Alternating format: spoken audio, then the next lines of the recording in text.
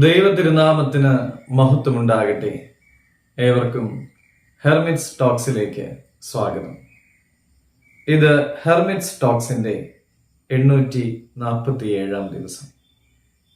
ഇന്നത്തെ പ്രഭാത ചിന്ത ശുദ്ധമുള്ള യോഹന്നാൻ 8 അധ്യായം 29 തിരുവചനം.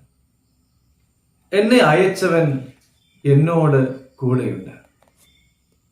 ഞാൻ എല്ലായ്പ്പോഴും അവന് പ്രസാദമുള്ളത് ചെയ്യുന്നത് കൊണ്ട് അവൻ എന്നെ ഏകനായി വിട്ടിട്ടില്ല എന്ന് പറഞ്ഞു. യേശു തമ്പുരാൻ നമ്മോട് പങ്കുവെക്കുന്ന ഒരു മനോഹരമായ സത്യമാണ് ഇത്.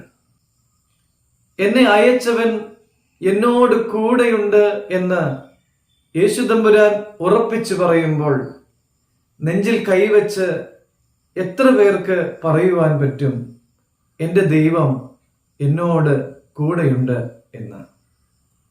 പ്രിയമുള്ളവരെ, എപ്പോഴാണ് ദൈവം നമ്മോട് കൂടെയുണ്ടാവുക?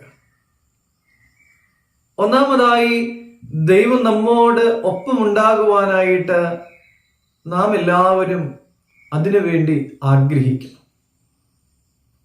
അങ്ങനെ ഒരു ആഗ്രഹം നമ്മിൽ ഉണ്ടാകുമ്പോൾ മാത്രമാണ് ദൈവത്തിന് പ്രസാദമായത് ചെയ്യുവാനായിട്ട് നമുക്ക് സാധിക്കുകയുള്ളൂ. രണ്ടാമതായി, ദൈവം നമുക്ക് ഓരോരുത്തർക്കുമായി നൽകിയിരിക്കുന്ന ദൗത്യം തിരിച്ചറിയുവാനും ആ ദൗത്യത്തെ പൂർത്തീകരിക്കുവാനും നമുക്ക് സാധിക്കും. മൂന്നാമതായി, ദൈവത്തെ അനുസരിക്കുവാൻ നമുക്ക് സാധിക്കണം.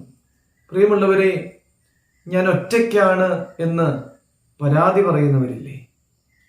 ദൈവത്തിൻ്റെ കൽപ്പനകൾ പാലിക്കുന്നവനെ, ദൈവത്തിൻ്റെ ഇഷ്ടം നിവർത്തിക്കുന്നവനെ ദൈവം ഏകനായി വിടുകയില്ല.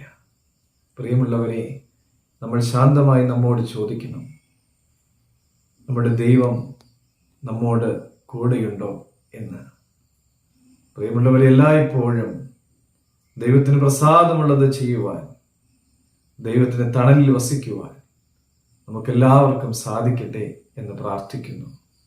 ദൈവം എല്ലാവരെയും അനുഗ്രഹിക്കും.